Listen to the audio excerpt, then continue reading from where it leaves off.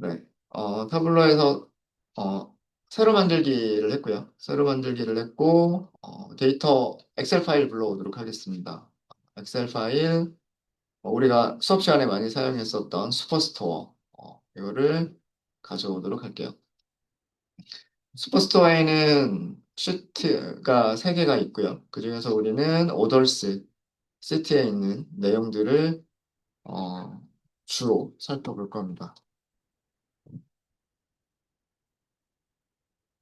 안쪽에 있는 내용들은 우리 많이 봤었던 내용들이니까, 그냥 간략하게 넘어가죠. 이렇게 20개의 필드와 9,994개의 행을 가지고 있는 테이블이었었습니다.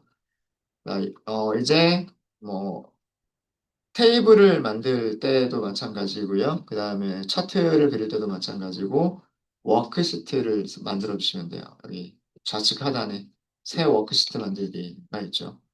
그러면 이런 화면이 뜨게 됩니다. 아까 처음에 보셨던 화면이죠. 처음에 보셨던 화면에서는 여기가 다 비어 있었는데 지금 데이터를 연결을 했기 때문에 슈퍼스토어 엑셀 파일에 있는 오더스 테이블을 연결했기 때문에 여기 테이블에 있는 내용들이 보이고요. 여기 작업 공간이 여기 있습니다. 어, 자, 우선 우리가 매출을 살펴볼 거예요. 그래서 매출을 한번 올려볼까요? 매출은 여기 어, 그 필드들 중에서 위쪽에 파란색은 불연속형 필드들, 그다음에 아래쪽에 그 초록색으로 표시가 되어져 있는 것은 연속형 필드들이고요. 그 중에서 여기 세일즈라고 하는 거를 이렇게 행에다가 올려보시면 간단하게 막대 그래프 보실 수 있으시죠? 전체 9,994개 행에 있는 세일즈, 판매액을 전체 다 합치면 2억 7,830만? 뭐 그렇게, 이 된다, 매출액이. 그래서 그걸 간단하게 이렇게 막대로 그릴 수가 있고요. 그릴 수가 있고, 여기 카테고리 타입을 행에다가 한번 갖다 놔보도록 하겠습니다. 예를 들어서요, 고객 세그먼트라고 하는 게 있어요. 고객 세그먼트를 직접 이렇게 드래그 해가지고요. 드래그해서 이렇게 그 행에다 갖다 놓을 수도 있고요. 행에다 갖다 놓을 수도 있고. 그러면 개인 고객, 기업 고객, 홈 오피스 이렇게 있다라고 하는 걸 보실 수가 있으시죠? 네. 얘를 제거할까요? 제거하고 똑같이 그 커스터머 세그먼트를 더블 클릭 한번 해볼게요. 더블 클릭. 예, 그래도 똑같이 행 선반으로 올라가네요. 그죠? 행 선반으로 올라가고. 그러니까 행에 이렇게 세 개가 들어가게 되는 겁니다. 행에 이렇게 세 개가 들어가고 자, 이 상태에서 세일즈를 더블 클릭 한번 해볼게요.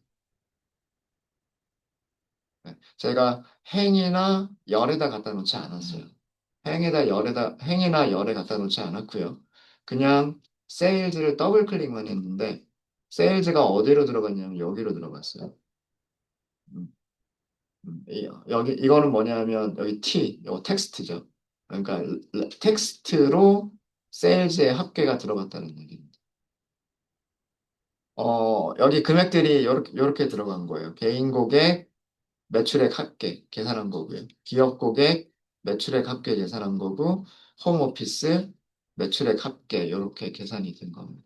그러니까 어, 아까도 말씀드렸지만 저희가 오늘의 목표는 뭐냐면 막대 그래프나 이런 차트를 그리는 것보다 뭘 만드는 거다? 테이블을 만드는 게 목적이다라는 거예요. 그러니까 이것도 별로 어렵지 않죠. 어렵지 않아요. 그냥 이렇게 더블 클릭만 하면 그 타블로가 자기가 가장 적당한 그런 동작.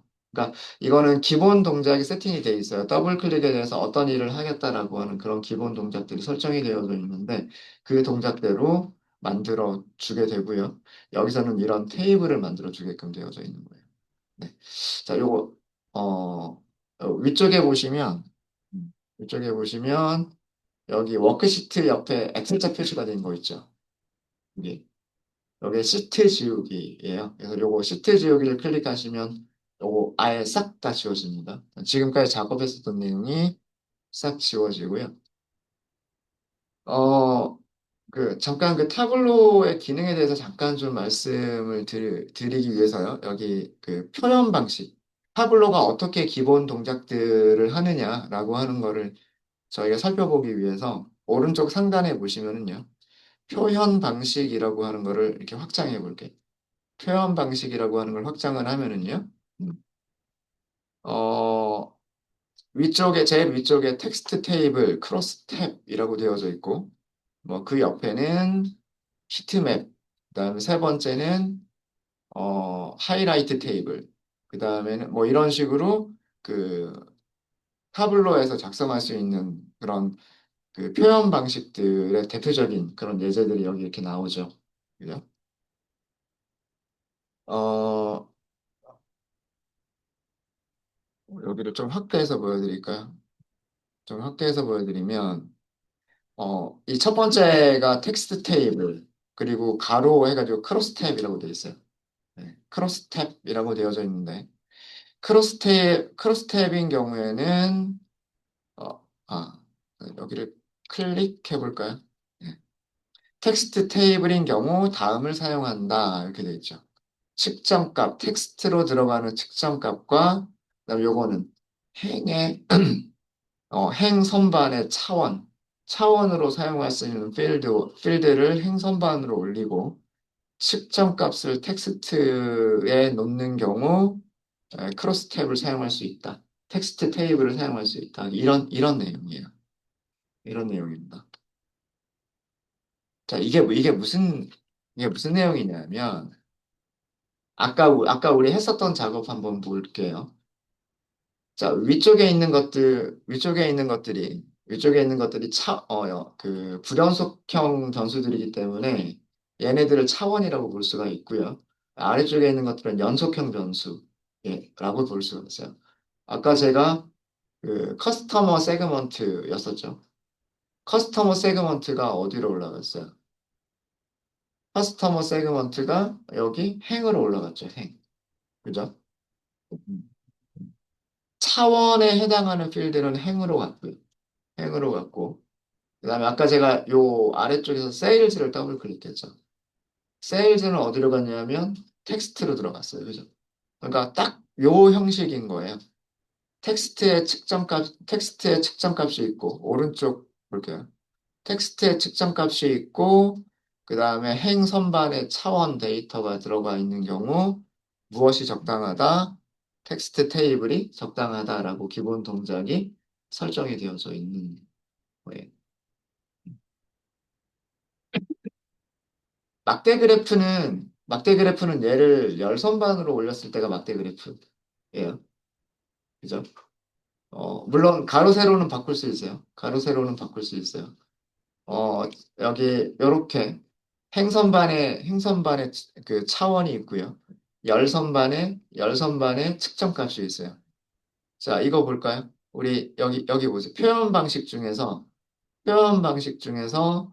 요, 세 번째 줄에 있는 가로막대 그래프라고 하는 거 볼까요? 가로막대 그래프라고 하는 거 보면, 측정값은 열에 들어가 있고, 차원은 행에 들어가 있다라고 되어져 있죠. 그래서 이렇게 조합을 하는 경우는, 이런 가로막대 그래프가 기본 동작이다.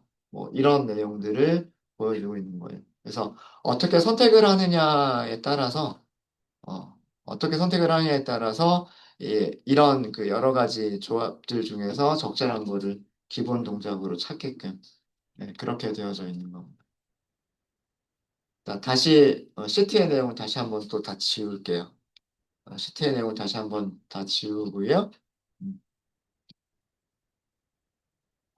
그래서, 우선 저희가 할 내용, 여기 제목으로 먼저 만들게요. 우리가 그동안은 제가 제목을 여기에서 이걸 더블 클릭해서 직접 여기를 수정을 했었었는데, 그러면서 시트 이름, 요 부분 그냥 제가 지워버리면서 여기서 직접 만들었었을 거예요. 얘가 어떤 의미인지 요거 좀 설명을 좀 드릴게요. 음. 여기서 직접 편집하지 마시고요. 여기서 직접 편집하지 마시고, 음. 여기 제목이 시트 1이라고 나오는 이유는, 여기 더블 클릭해 보니까 이렇게만 나와 있죠. 꺽쇠 기호가 되어져 있고, 그 안에 시트 이름이라고 되어져 있단 말이에요. 요렇게 제목이 되어져 있는데, 실제로 제목은 시트 1이라고 나오죠. 그 이유는 뭐냐면, 요 아래쪽 보세요. 아래쪽에 시트 이름이 시트 1이라고 되어져 있어요. 그러니까, 여기에 이 의미는 뭐냐면, 이 의미는 시트 이름을 제목으로 가져오겠다라는 그런 의미예요. 시트 이름을 제목으로 가져오겠다는 의미이고요. 그러면 우리가 여기에서 시트 이름에서 오른쪽 클릭하세요. 시트 이름에서 오른쪽 클릭하시고 이름 바꾸기. 그럼 여기가 편집 상태로 바뀌죠. 여기가 편집 상태로 바뀝니다. 여기를 뭐 예를 들어서 1번 크로스탭 이렇게 해볼게요. 그리고 엔터 하시면 돼요. 엔터 하시면 그 편집이 끝난다. 음. 그러니까 시트에서 오른쪽 클릭하시고, 그 다음에 이름 바꾸기 선택하셔서 안쪽에 내용 작성하시고, 엔터. 그러면 이름이 바뀌고요. 여기 이름을 바꿔주면 여기가 자동으로 시트 이름을 자동으로 갖고 와서 제목으로 만들어주는 거예요. 그동안은 저희가 그냥 여기 시트에다 이름을 주진 않았죠. 자동으로 번호가 부여되는 거. 시트 1, 시트 2, 시트 3 이런 식으로 그냥 번호가 부여되는 거를 그냥 이용을 했었었는데 오늘은 시트마다 적절하게 이름을 한번 주고요. 그 다음에 여기에 제목은 시트의 이름을 그냥 그대로 가져오도록 그렇게 해보도록 하겠습니다. 자, 아까 방금 만들었던 게 그게 크로스탭이에요. 그게 크로스탭이고, 그래서 다시 한번 해보면, 고객군, 커스터머 세그먼트를 이렇게 행에다 갖다 놓을 거예요. 행에다 갖다 놓을 거고요. 네. 그 다음에, 조금 더 여기다 세부 정보를 더 넣을 거예요. 세부 정보를 어떻게 넣을 거냐면, 무엇을 더 넣어볼 거냐면요. 일단 뺄게요. 어떤 것들이 있는지를 보여드리기 위해서. 음, 또 우리가 사용할 수 있는 게 또 뭐가 있냐면, 프로덕트 카테고리가 있어요. 프로덕트 카테고리가 가구, 사무용품, 전자제품, 이렇게 있어요. 가구, 사무용품, 전자제품. 요것도 우리가 크로스 테이블 만들 때 이 행으로 갖다 놓을 수 있는 그런 정보고요. 정보고, 자, 그 다음에 프로덕트 카테고리 밑에 밑에를 보시면은요, 프로덕트 서브 카테고리라고 하는 게 있어요. 서브 카테고리. 서브 카테고리는 여기 내용들을 볼까요? 내용들 보시면 가구 소품, 라벨, 문구, 바인더, 뭐 이런 식으로 있어요.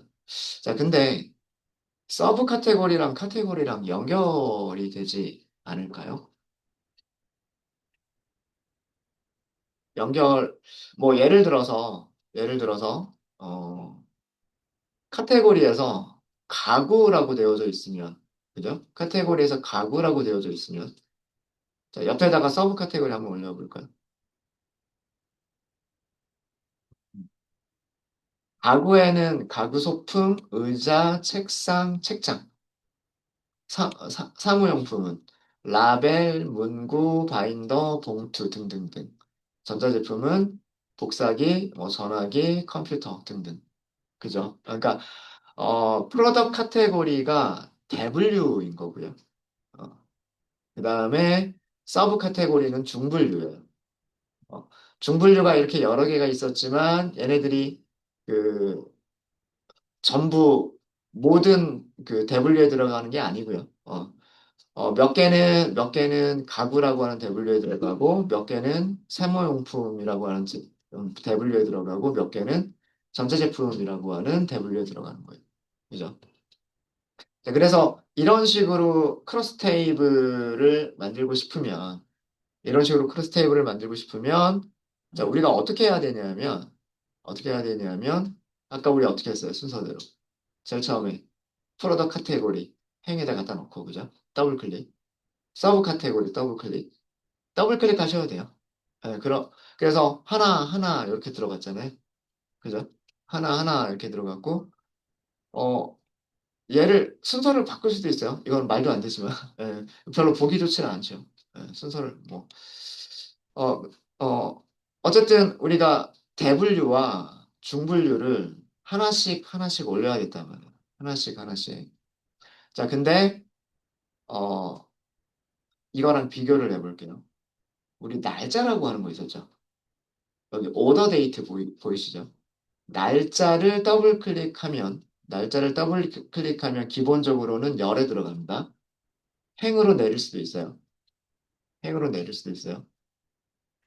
자, 여기 자세히 보시면, 오더 데이트, 날짜 타입인 경우에는 플러스 버튼이 있어요. 그죠? 그래서 이 플러스 버튼을 클릭해 보세요. 그러면 옆에 분기라고 하는 게 자동으로 들어가요. 그 다음에 이제는 여기가 플러스에서 마이너스로 바뀌었죠. 마이너스를 클릭하면 분기가 그 추가 행으로 들어갔던 게 빠지고요. 그러면서 다시 플러스로 바뀝니다. 플러스를 다시 하면 여기가 마이너스로 바뀌면서 분기가 또 다른 행으로 추가가 돼요. 그러니까 2018년도 1, 2, 3, 4분기, 2019년도 1, 2, 3, 4분기. 여기 플러스 버튼 있죠. 여기 클릭하면 월이 들어와요. 그죠? 1분기에는 1, 2, 3월, 2분기에는 4, 5, 6월, 3분기에는 7, 8, 9월 이렇게 돼 있어요. 뭐 그리고 월도 뺐다 넣었다 할 수 있어요. 이 상태에서 연도에서 그냥 마이너스 버튼 눌러버리면 다시 연도만 남아요. 그죠? 네. 이거는 그 타블로가 그 날짜라고 하는 형식을 일종의 뭐 연도라고 하는 대분류, 분기라고 하는 중분류, 월이라고 하는 소분류, 또 월 밑에는 또 일도 있겠죠. 이런 식으로 그 계층을 만들어서 그 계층별로 관리를 하고 있었던 거예요. 날짜라고 하는 타입을. 자, 그러면 이렇게 계층이 없었던 그런 그 카테고리 변수들, 문자열 타입의 변수들, 프로덕 카테고리와 프로덕 서브 카테고리는 지금 계층으로 연결시켜 줄 수 있는 건데, 얘네들을, 이런 그 문자열 필드를 계층으로 연결을 하게 되면, 아까와 같은 그런 기능을 사용하실 수가 있으세요. 자, 이거를 하시는 방법은 프로덕 카테고리에서 오른쪽 클릭 한번 해볼게요. 어, 오른쪽 카테고리, 계층, 그룹? 밑에서 세 번째 볼게요. 프로덕트 카테고리에서 오른쪽 클릭하시고요. 밑에서 세 번째 보시면 계층이라고 하는 게 있죠. 그리고 계층 만들기라고 하는 게 있습니다. 계층 만들기를 클릭하시고요. 어, 이름은 제품 분류, 한글로 쓸게요. 제품 분류라고 할게요. 제품 분류. 그래서 확인하도록 하겠습니다. 네. 그래서 제품 분류라고 하는 새로운 그 카테고리가 생겼는데 여기에는 프로덕트 카테고리밖에 안 들어가 있어요. 여기에 뭘 추가해 줄 거냐면 서브 카테고리를 갖다가 끄세요. 어, 밑으로 갖다 놓으셔야 되겠죠. 밑으로. 음. 대분류를 위쪽에, 중분류를 아래쪽에, 그리고 소분류가 있으면 그거보다 더 아래쪽에. 그렇게 해서 요렇게 이렇게 펼쳤다 접었다를 할 수 있도록 계층으로 만드실 수가 있어요. 계층으로. 제품 이름도 있습니다. 제품 이름은 제품 중분류 밑으로 들어가겠죠. 요거까지도 넣을 수 있어요. 그럼 프로덕트 네임이라고 하는 컬럼도요. 마우스로 드래그 하세요. 드래그 하셔가지고 제품 분류 안에 프로덕트 카테고리, 프로덕트 서브 카테고리 그 밑에다가 드래그 앤 드랍을 하세요. 그럼 제품 분류라고 하는 하나의 계층이 생겼는데 대분류, 중분류, 소분류 형식으로 만들어진 거예요. 자, 이제 이 제품 분류라고 하는 계층에서 프로덕트 카테고리를 더블 클릭. 프로덕트 카테고리를 더블 클릭하시면 아까랑 달라진 점, 여기 크로스 탭에 보이는 내용은 똑같아요. 그죠? 예. 크로스 탭에 보이는 내용은 똑같지만, 이제 여기가 아까 우리 날짜에서 봤었던 거랑 똑같죠. 그죠? 확장할 수가 있어요. 옆에 서브 카테고리가 바로 들어가요. 확장했던 거를 다시 축소할 수도 있고요. 다시 확장할 수도 있어요. 그리고 다시 한번 확장할 수도 있어요. 프로덕트 네임이 가장 마지막에 있었던 거죠. 예. 네, 프로덕트의 이름들은 굉장히 많아요. 가구 소품 중에 뭐 이렇게 있고. 그래서 프로덕트 이름까지 같이 보실 필요는 없을 것 같고, 네, 대분류와 중분류까지만 이렇게 보도록 하겠습니다. 그래서 여기서 다룬 내용은요. 저희가 그 문자열 데이터를 가지고서 그 계층을 만들고 그 계층을 행 선반에 올렸을 때 확장하거나 축소할 수 있다라고 하는 거를 보여드렸어요. 별로 어렵지 않으시죠? 자, 그 다음에 뭐 크로스 테이블이란 뜻이고요. 크로스 테이블은 가로 세로로 그 카테고리들을 갖다 놓겠다는 뜻이에요. 고객 세그먼트 있었죠. 고객 세그먼트를 열선반으로 끌어서 넣겠습니다. 고객 세그먼트를 열선반으로 끌어 넣도록 하겠습니다. 자, 그러니까 테이블 모양이 이렇게 바뀌죠. 좀 크게 보여드릴까요? 전체 보기로 좀 크게 보여드릴게요.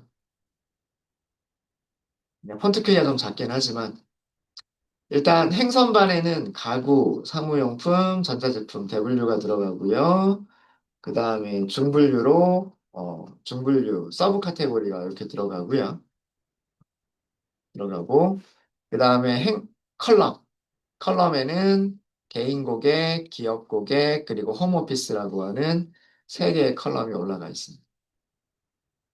물론, 물론, 어, 여기를요, 행으로 내릴 수도 있어요.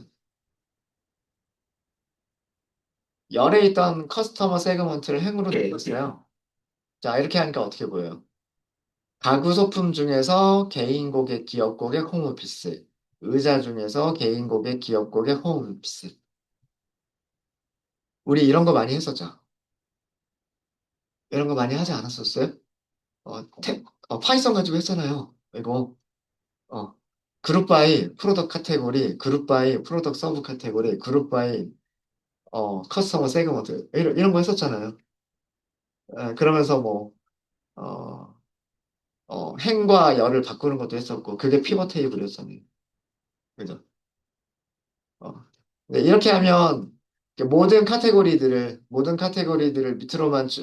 행으로만 갖다 넣으면 테이블이 밑으로 너무 길어지게 되고, 어떤 카테고리는 컬럼으로 올리게 되면 이제 길이가 적당해지고, 예. 그래서, 옆으로 긴 테이블을 세로로 긴 테이블로 만들 수도 있고, 반대로 세로로 긴 테이블을 가로로 긴 테이블로 만들 수도 있고, 어, 행과 열을 바꿀 수도 있어요. 그죠? 이렇게 행과 열을 여기 그 행과 열을 바꾸는 버튼이 있죠. 이렇게 하면 선반에 있던 내용이 바뀝니다. 어, 대분류, 그 다음에 중분류, 그 다음에 행 쪽에가 저희 커스터머 세그먼트.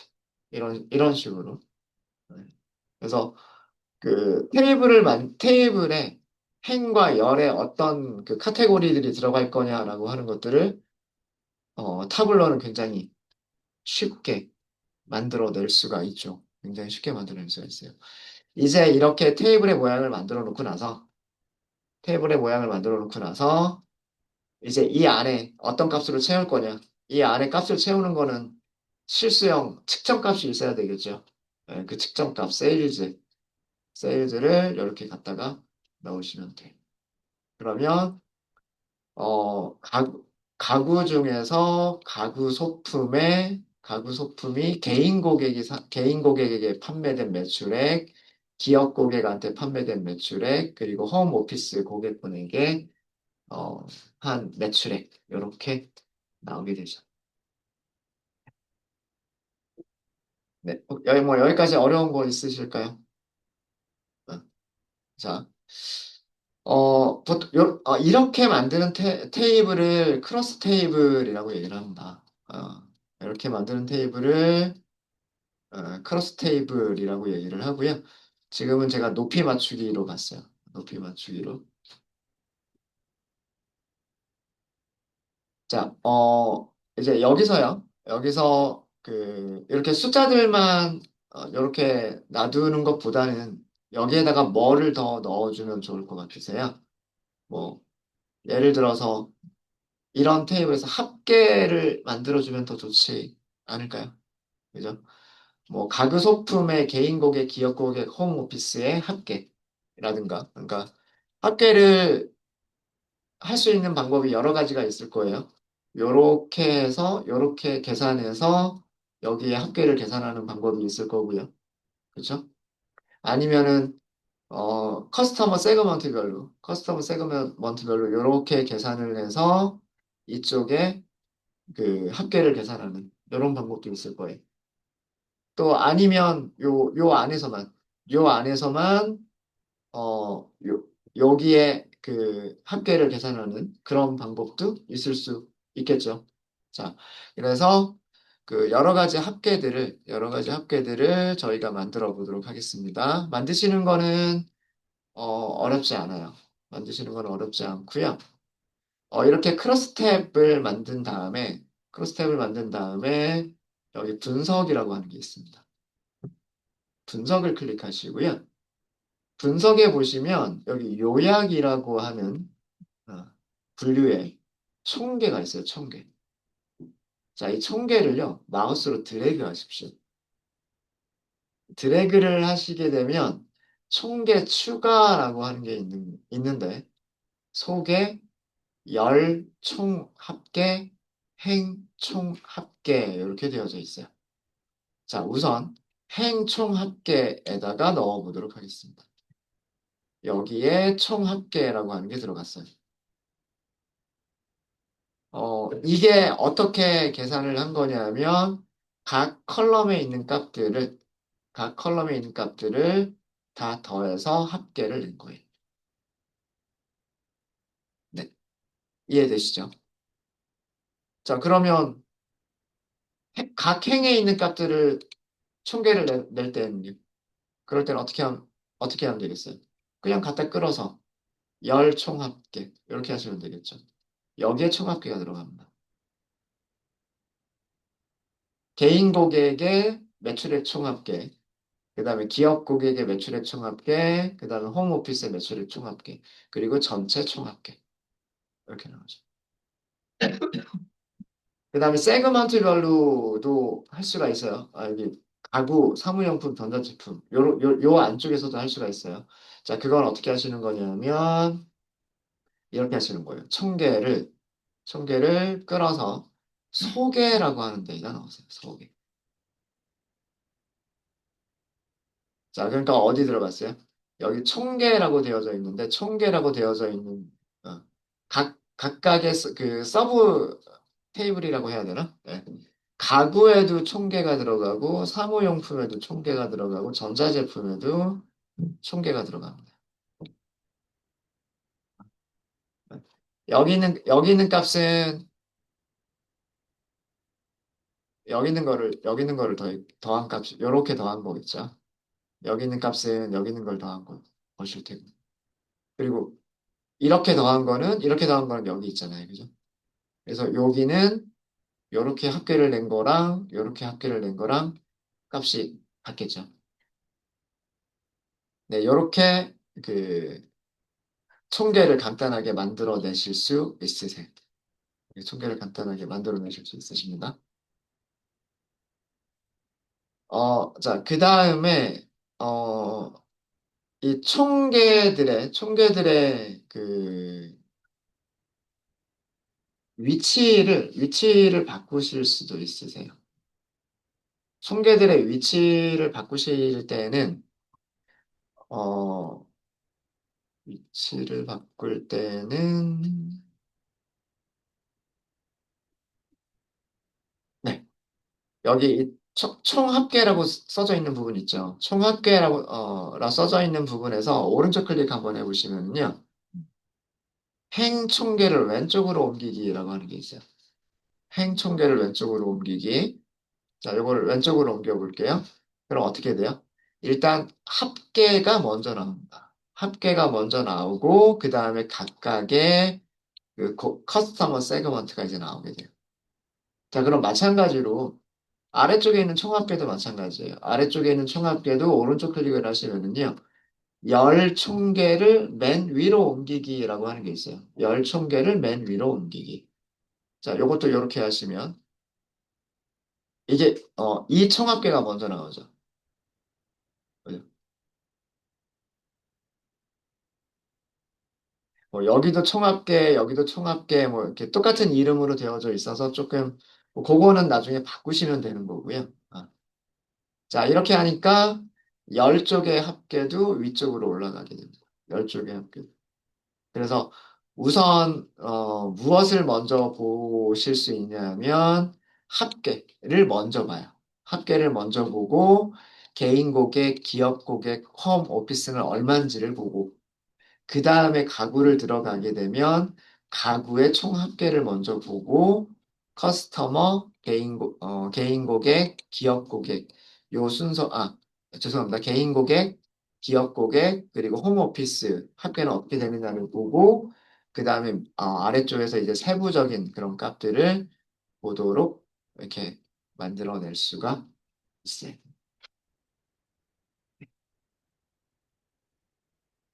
네, 이렇게 해서 이번 시간에는 저희가 크로스탭이라고 하는 개념을 설명을 드렸고요. 저희가 이 개념은 파이썬에서 그 피벗 테이블이라고 하는 함수를 이용해서 그룹별 통계를 내는 그룹별 집계를 하는 작업이 있었죠. 네, 그거를 어, 타블로에서 수행하는 방법이 크로스탭이다. 그렇게 생각하시면 될 것 같습니다. 뭐 폰트의 크기나 폰트들의 색깔이나 뭐 이 테이블의 뭐 테두리 선이나 이런 것들은 서식 메뉴를 찾아가서 서식을 수정하는 걸로 하시면 될 거예요. 네. 일단 여기까지를 저장하고요. 혹시 질문 있으십니까? 네, 질문 없으시면 15분 정도 쉬었다 하도록 할게요.